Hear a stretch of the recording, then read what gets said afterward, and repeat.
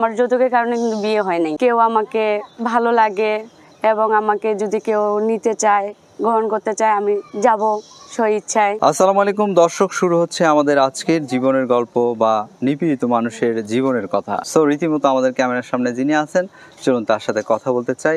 তার জীবনের গল্পটি তিনি কোথা থেকে শুরু করতে চাচ্ছেন, চলুন আমরা জেনে নিই। আসসালামু আলাইকুম। ওয়ালাইকুম সালাম। আসসালামু আলাইকুম। ওয়ালাইকুম সালাম। আপা, আপনার জীবনের গল্পটি আপনি কোথা থেকে শুরু করতে চাচ্ছেন? প্লিজ নাম বলে শুরু করুন।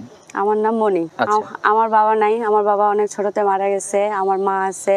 আমরা দুই বোন। বড় বোনের বিয়ে হয়েছে, আমি ছোট। আমাকে যৌতুকের কারণে বিয়ে দিতে পারে না, বাবা মারা গেছে। আমি কাজ করি, তারপরে আমার সংসার চলে। আমার মা অসুস্থ, বয়স হয়ে গেছে।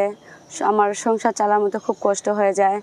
ভাড়া বাড়িতে থাকি, ভাড়া দিয়েও কষ্ট হয়। তারপরে হচ্ছে আমার একটা যৌতুকের কারণে আমার বিয়ে দিতে পারতেছে না। যদি কেউ আমাকে ভালো লাগে এবং আমাকে যদি কেউ নিতে চায়, গ্রহণ করতে চায়, আমি যাব স্বইচ্ছায়।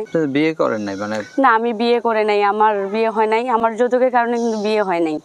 আচ্ছা। আমার মা দিতে পারে না, আমার বাবা মারা গেছে। ভাই নাই? আমার ভাই নাই, আমরা দুই বোন। আমি ছোট, বড় বোনের বিয়ে হয়েছে, বাবা মারা গেছে। কেমন মানুষ খুঁজছেন? সে মনের সে একটু ভালো হইতে হবে। আমার মা আছে, আমি আছি, আমার ফ্যামিলিতে আর কোনো গার্জিয়ান বলতে কেউ না। সে আমাকে নিবে, গার্জিয়ান হিসাবে দেখবে। এটাই। আপনি বড় হলেন কোথায় ছোটবেলা থেকে? ছোটবেলা থেকে আমার মা আমাকে কাজ করে খাওয়ায় বড় করেছে। এখন আমার মা চলতে পারে না, বয়স হয়ে গেছে। মা কাজ করে, তারপরে এখন আমার মা যখন অসুস্থ, আমার সংসার চলে না, তা আমি কি করব? আমি কাজ করি, তারপরে আমার সংসার চলে। আমার মার ওষুধ পানি নিতে হয়, ভাড়া দিতে হয়, অনেক কষ্ট হয়ে যায়। সেই কষ্টের মুক্তি পেতেই কি আজকে এখানে এসেছেন? জি, এখানে আসি। সে হোক, সে ভালো হতে হবে আমার মতো। আর টাকা পয়সা, বাড়ি গাড়ি দিয়ে কিচ্ছু হবে না। সে মন ভালো হইতে হবে, মানসিকতা ভালো থাকতে হবে। আপনি যে কথাগুলো বলছেন, এই কথাগুলোই আপনি 1 মিনিটের মধ্যে একটু গুছিয়ে বলেন প্লিজ। আমার বাবা নেই, আমার মা আছে। আমরা দুই বোন, আমার ভাই নেই। আমার বড় বোনের বিয়ে হয়েছে, আমার যৌতুকের কারণে বিয়ে দিতে পারে না। আমি কাজ করি, তারপরে আমার ফ্যামিলি চলে। আমার মা বয়স হয়ে গেছে, কাজ করতে পারে না। কি কাজ করেন আপনি? আমি বাসা বাড়িতে কাজ করি। তো আপনার যে বোনের জামাই, সে কি দেখে না? সে দেখে না, সে ওদের সংসার নিয়ে ওরা থাকে। সে এরকম দেখে না? না, দেখে না। আচ্ছা, আপনাকে তাহলে কিভাবে খুঁজে পাবে মানুষ? নাম্বার আছে, বাটাম ফোনের নাম্বার।